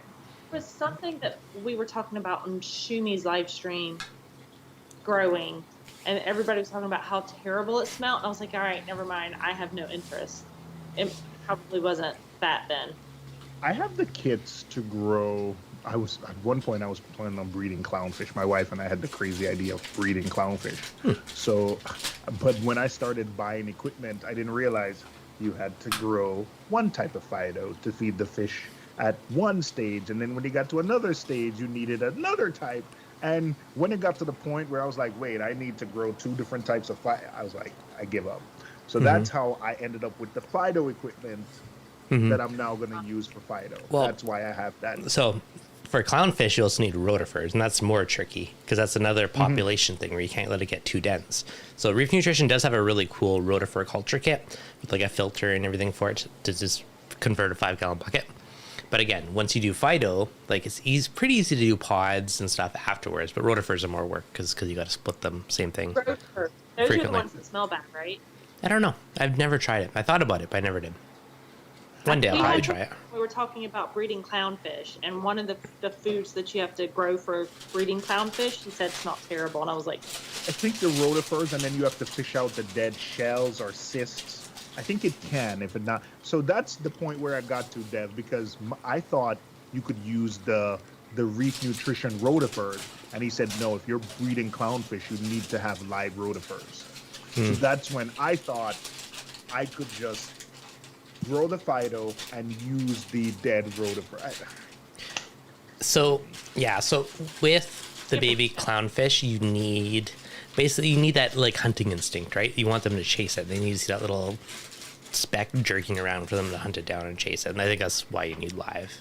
And that's honestly the trickiest part of raising most things is just having the proper food for it. Reefkeeper, thank you. It's called a Fido tank. That's what I have. I have a Fido tank, which is a nice kit. And again, what I like about it, Brandy, is it comes in a bag. You actually culture it in a bag, so you don't have to worry about sterilizing stuff. Once you're finished, you pour it in a jug, and that bag, you toss it, and you start with another sterile bag. So it's called a Fido tank, 3.5 liter capacity Fido tank. Now, there was one I tried from a different brand. I don't know if it was Easy Reefs or Reef Nutrition. I don't know who it was. but it was like a bag that you could just like drip into your tank, and they had like a little valve on it, and it just are a ton of different people who Okay, grow yeah. it now. yeah, and it was just like an easy way to just like slowly drip in your tank, which is kind of funky. There's someone that I saw. So there was a local show. It's the biggest show in the Carolinas. So it wasn't small. I was going to say small. Here in Charlotte, and there was someone who is in Raleigh, and she's culturing phytoplankton from the Great Salt Lake City, Mhm. Great Salt Lake, and she said it's because the salinity is so high, the nutrition that those phytoplankton have in each one of their cells are like 10 times the amount. She's got her PhD in whatever type of phyto that was, and that's something I wish I knew the name. Because I'd love that's something I want to try is whatever she's growing and see how it goes. Yep. Okay. Yeah, so JCS, if you culture mixed phyto, mostly doesn't one outcompete the other, 100% does, and almost always is nano. That seems, in my experience, nano's always won eventually, like 9 times out of 10. So Yes. you'll end up with nano cropless. The Phyto tank by Poseidon Reef Systems, I spoke to someone because they have a kit where you can do copepod. And when I was asking about the copepod, they recommended you not mix them because one is going, like you said, I think with anything, one is going to be the dominant. So eventually after 2 or 3 cycles, you will only have one type. Yeah, exactly. But that's okay, because if you can't find phyto to culture and you buy a mixed one, that's a way to get nano. Nano cropless, so works well. Yep, that is true. Yep. That is true. Carlos. Big O, how's the new tank coming? Ah, quite what a blurry tank you have there. Dosing that we haven't, like obviously we could go a ton more into equipment, but So much for keeping it short today. Oh, look, your notepad. I know I was thinking that. I was like, we do such a good job. Like we get on and we're like, oh, we gotta have a hard time, and then I looked up and it's 8:30 already. I'm like, Yeah. Lord. Okay. It's 8:30? It's only Almost. 5:27 on the West Coast. Okay. All right, so probably wrap it up soon. So if there's any other pressing questions around dosing, calcium reactors, Kalkwasser, any type of stuff, let us know in the chat and we'll hit them up. But we're supposed to keep it short today, and we failed as normal. I will say something when I end up not dosing a whole lot of traces because it scares me. Again, I think this is just the scientist in me. And people say this, right? Don't dose something you're not testing. Mhm. And there's so trace things like this isolate thing. Like I don't dose anywhere near the amount that it says to do in the bottle because I'm not testing half the stuff that it's a blend of. Yep. The majority of the things it's a blend of. So it makes me nervous. So that's the only thing that I think we didn't talk about is whether or not like the testing matches what you're dosing. I just had a mini epiphany. I was making fun of Dev with Thank you. dosing his little. I mean, Brandy, if you saw it, it'd be the coolest. I'll show thing. you. He has these bottles, and then he has these Is it like syringes. David? Like farm frags? You know what? Probably. Oh, there it is. Yeah, it looks very similar. Thanks for getting it, Dev. Show and tell. Yep. So when I was doing the Triton method once, and I sent out a ICP test, a lot of things were off, and I remember for me to buy all the different elements and dose, it would have been so expensive. So I ended up buying a bucket of tropic marine salt and just doing a bunch of water changes. That's And sent off another ICP test, and everything was good. so But that's that an was when option, I had a but that's 75-gallon expensive. tank. Now that I have a 150, that's a lot more work. Yeah, and So- how expensive is all that salt versus like There was 0.3 of a mil? $124 plus tax now for tropic marine locally. So See, I need to figure out that balance, right? Because this is the first time I've had a bigger tank, and I used to rely on water changes religiously.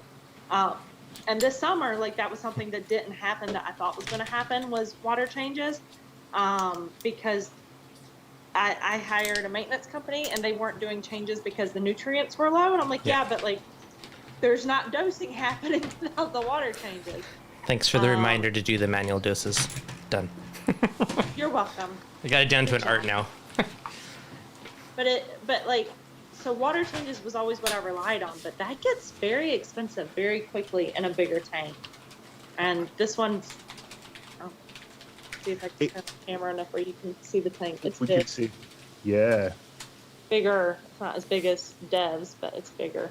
It's also the space required to make the salt water to do a big enough water change, right? Because there is no. Go ahead. Go ahead. There is. Bigger water changes station. Yeah. Yeah. Thanks, dedicated reaper. Yeah. Thanks, buddy. Fist bump. So, yeah. So with trace elements, again, I do the broad spectrum with the Brightwell, and then I dose smaller amounts because I'm taking care of the bulk of it with that, and then I fine tweak it with the Moonshiner. So that's been my method. It's kind of like a hybrid approach. Yeah. So So the question that he had was, his pH is 8.3 and his SPS is lowering his calcium. Will calc help or raise my pH higher than it needs to be? sorry, ask that again. Or where'd you read? Okay. I don't know what you're reading. So he did the super chat and Yeah. said fist bump. So I thought he was bumping a question, so I looked up and there was a question right above it. Okay. pH is 8.3 and SPS is lowering my calcium. Will help keep reach my pH higher than it needs to be. I have, in my experience, I've not been able to dose enough calc to have a super crazy pH. So in my case, no. But I have a lot of fish and lots of little CO2 breathers in my tank. So, if your pH is like 8.4, like I would still be fine with that. I would dose more calc. I think you're okay. And if it's lowering your calcium, I mean, I would just manually dose a little bit of calcium periodically just to balance things out.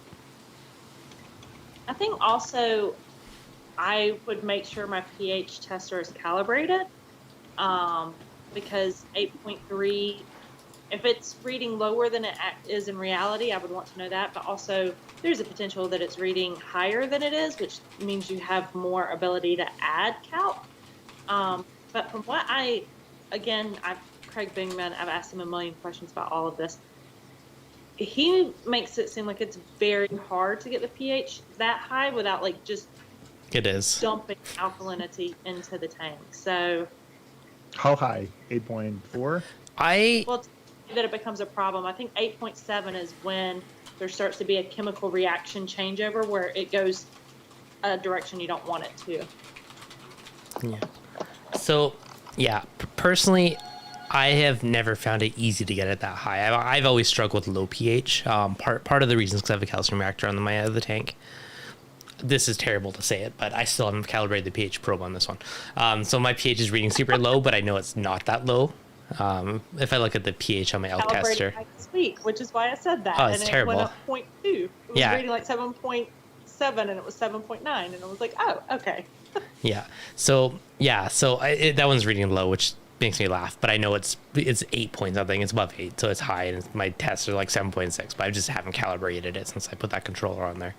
So it's on my to-do list. In the packs, have been sitting on my desk for like weeks. Terrible. Okay. In the chat, do you still dose coral colors? Sorry for missing previously. So Red Sea coral colors I dosed back in the day. Like 3 tanks ago, I was dosing those for quite a while. Now there's also the Brightwell coral color. Yeah, there was, and I used to dose those. And now I there's. totally forgot about those. I used to dose those too. Oh, okay, yeah, I used those way back when.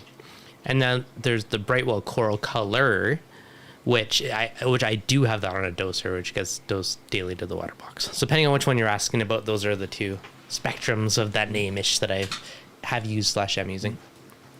How much mil of the coral colors do you dose? Let me check that for you.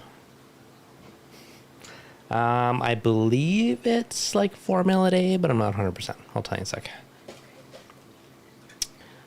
Devices.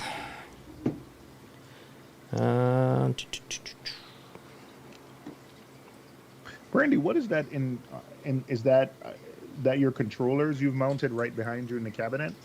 I actually thought you might mention this, so I actually cleaned the glass. Atta girl, I like it.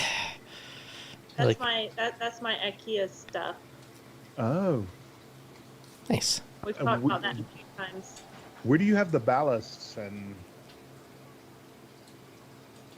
I knew you were going to ask about this. Why do you know I was going to ask that? I know you were friends.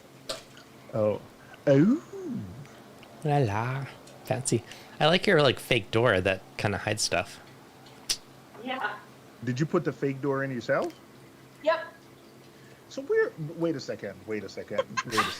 No. That's not enough ballast. Like I was counting the other day. So I have 3 Radions, 2 MP60s, Put this one 2 down here. MP40s, Alcatronic, some Apex stuff, some Hydro stuff, Refugium light. Oh.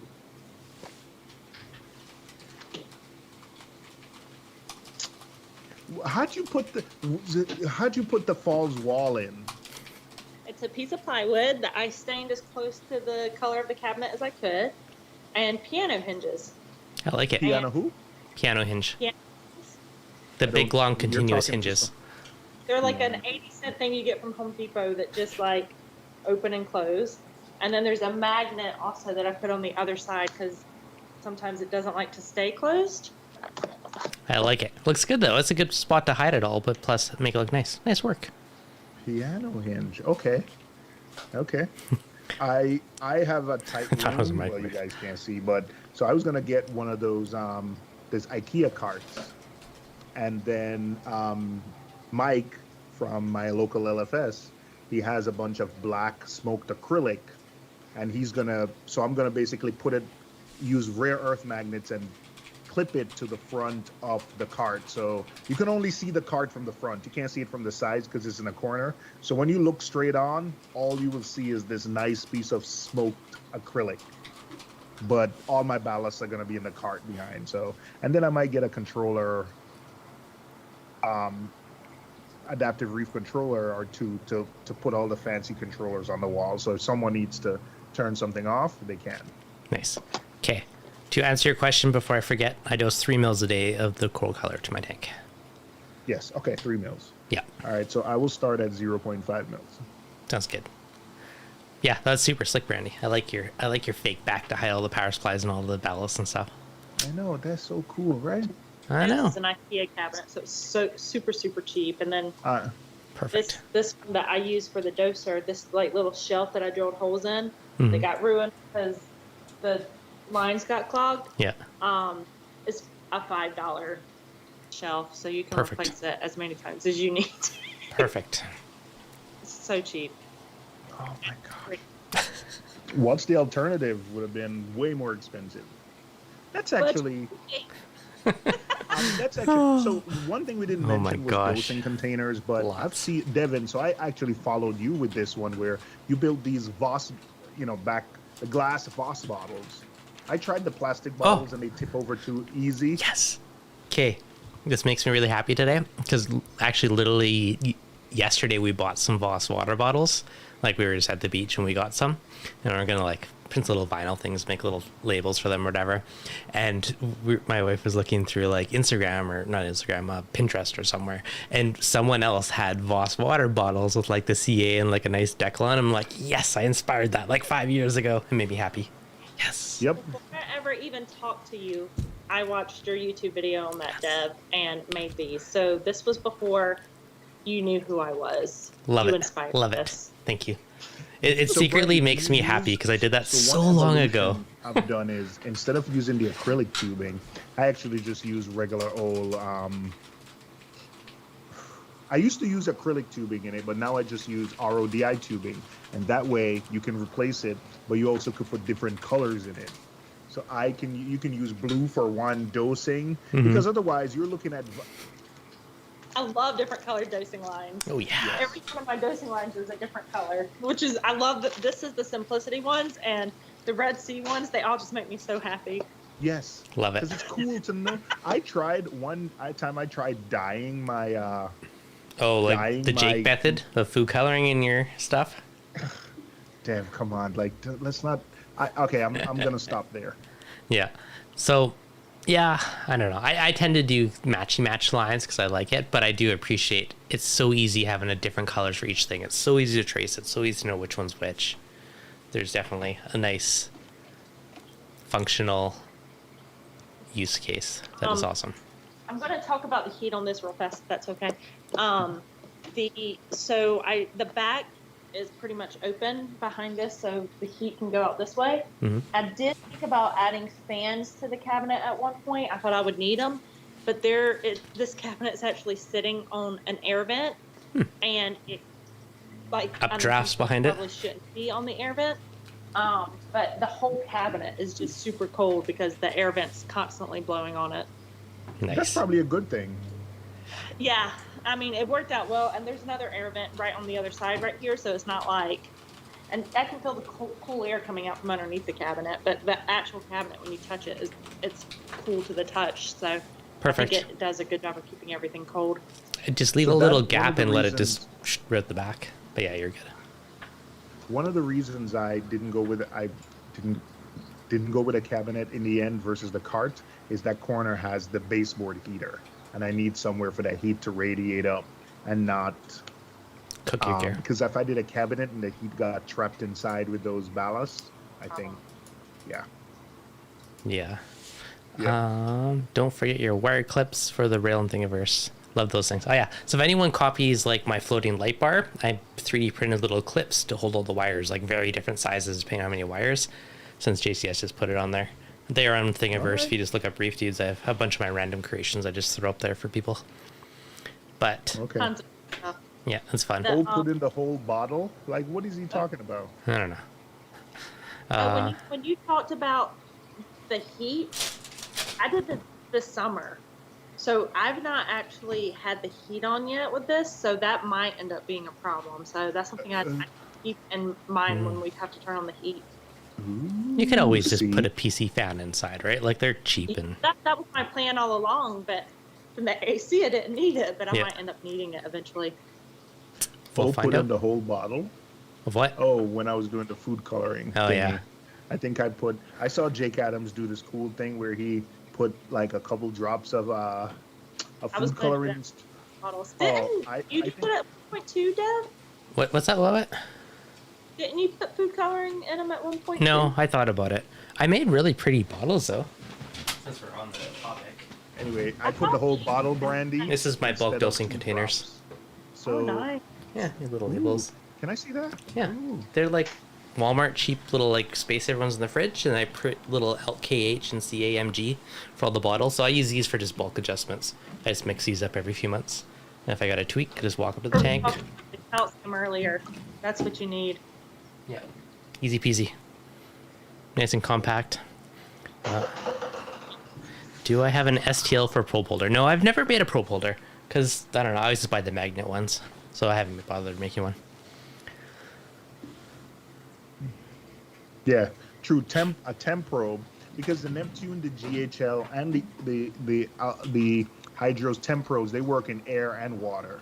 So I think having one in the cabinet where the fan turns on is Yeah. actually a good idea. Oh, Great idea. on that note too, since we're talking about STLs for stuff, I also have one to hold a Neptune probe to 8020 or the 1515 because I have one on my light rail just for like room temperature, so I can see if my house is super hot or not. So that's up there too if anyone wants it. But So what do you do? Print these, or you purchase them from you, or how does that work? no, they're just free if you have a printer. You can just go grab the file and print it yourself. So you use inkjet paper? What do you use? 3D printer. Plastic filament. I mean, you could print out like 80 sheets and glue them together and it might work. Or I could print out the instructions. You know, there actually is something called papercrete where people build stuff out of paper and like glue. So I think if you did enough layers, you might be able to get it with your inkjet printer. And then the minute you put it in the water. And Yeah. whittle it. A piece of wood and whittle it. Yeah, exactly. There's options. Not recommended, but there's options if you got lots of time on your hands. I'm glad you guys didn't just straight up laugh at me and you actually took it serious. You know, there's a will, there's a way, and my mind always goes to other possibilities. So I'm like, this could work somehow. It's not practical, but it's doable. Understood. We should start Understood. a channel of just like impractical insanity just because. You know Yeah. what? That's the new name. That should be the subtitle for your Reefdudes, practical insanity reefing. Yeah. Who knows? I extreme things. I was laughing earlier. Someone in the chat was like, how many dosing pumps do you have in your tank? I was like, oof, that's a ridiculous amount. I try to own it. Like, I love equipment, and some people might say it's a different hobby, but it's the part of the hobby that I like the best. I love The going gear, through the different yeah. equipment. And hey, if you want to know how to grow coral, don't ask. If you want to know what equipment to use, I can tell you. I am I think I active. have 16 different dosing pumps. I am actively using 9 pumps, I think, on my tank. Me too. Yeah. But I have plans for the other ones that I have, and they're sitting wrapped up, waiting to be added to the tank. Like that, I want to do a mini fridge with phyto and mysis and amino acids, and Yeah, exactly. I actually was What using pumps do more. you have sitting there, Brandy, wrapped up, not ready to use as yet? GHL. You want me to go grab it? Oh, no. I thought you were going to say Elos, but sorry. Okay. Do you have the new fancy ones yet? Are you hiding them from us? As I'm holding up. Elo? Yeah. No. Aw. Francois got only one in the U.S. at the moment. All right. I was gonna give you heck if I'm showing photos and you have one like behind the camera. You're like, Yeah, I if I had it, I would have. I'll let you know, but nothing yet. yeah. James Scott, how would mysis work? Have it thawed in RODI. So I've worked it out. I would want to do stir plates in the fridge also that are keeping it stirred up, and yeah, I'd basically thaw it in an RODI. I would use bigger lines, not RODI lines, to push it along. And I would also then run a 4th pump head. So I would do mysis, phyto, amino acids, and then I would run a 4th pump head through that whole line for 30 minutes that comes from the tank back to the tank to clean the mysis out of the line. So I see. I was also going to say some pumps run in reverse. I don't know if you want to suck it back into the bottle, but that's actually a thing. Although it probably wouldn't clear the line. I've done this. So this is an idea I came up with completely on my own. I had the idea, and then I looked to see if other people had done it, and they had. And that's what they do is then they basically just have a line that runs through it to clean it out. Otherwise, it gets gunked up. So I saw one back in the day, and the guy used like a wine bottle chiller to hold his bottle to keep it cold, and did the same thing, dose it then in reverse. Now I'm going to throw this out there as a much easier method. I believe it's NIOS that makes a mysis that does not need to be refrigerated. So you could literally just have that baby on a doser and just feed it that way. I have no idea how much it is. Is I that don't the know if gold pods? No, it's a different product, but it's that similar line. Like I've seen mysis in a bottle that does not. It's like somehow preserved, so it doesn't be refrigerated. But that'd be the easiest way to put mysis on a doser. Why do it the easiest way? Well, because then you don't need space for a fridge. But I agree with you. Space. I do. I think it'd be really nice, especially as much as I travel. Because the phyto needs to be refrigerated no matter what, right? Yeah. I've seen some that don't, but most yes. If it's live, it does. Yeah. So there's plenty of room for a fridge here, and I think I've got this whole wall that's completely No, just keep empty. expanding your cabinet over.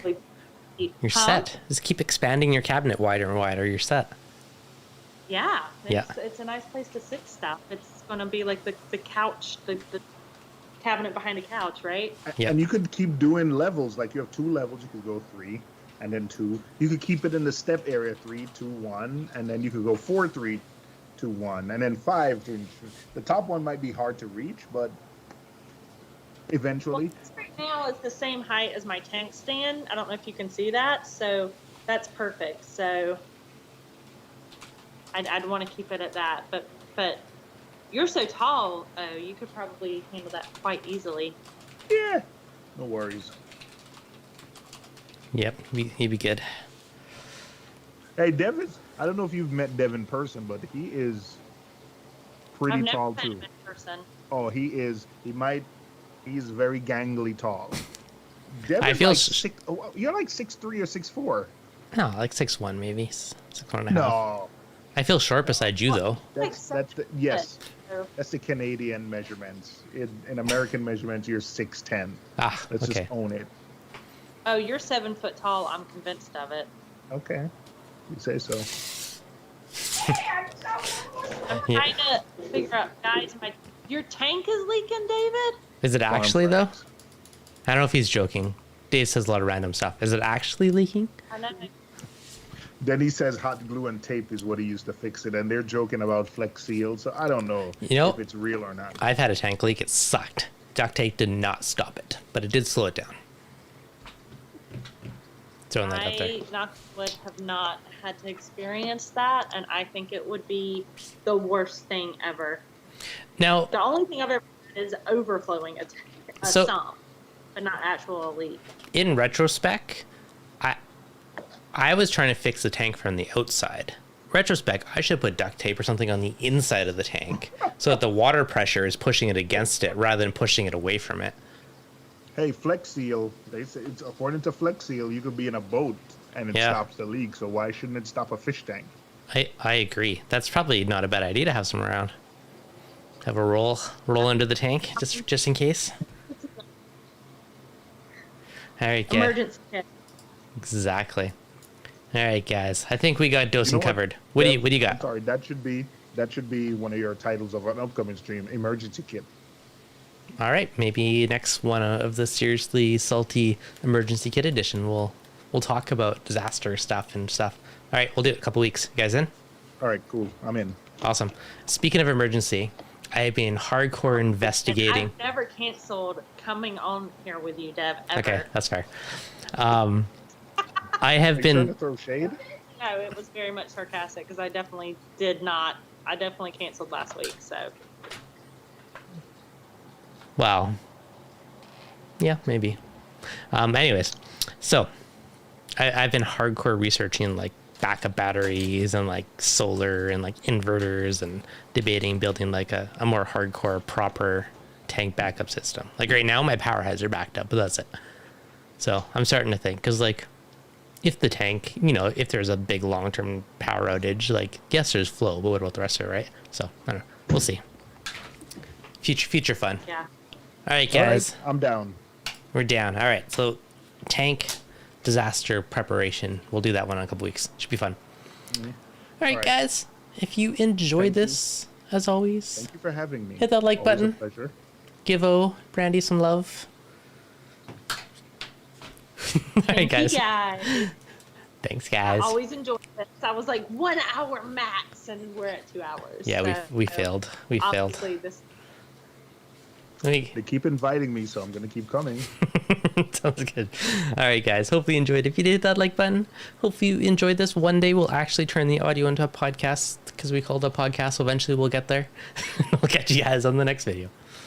All right, thank and you. there's a thing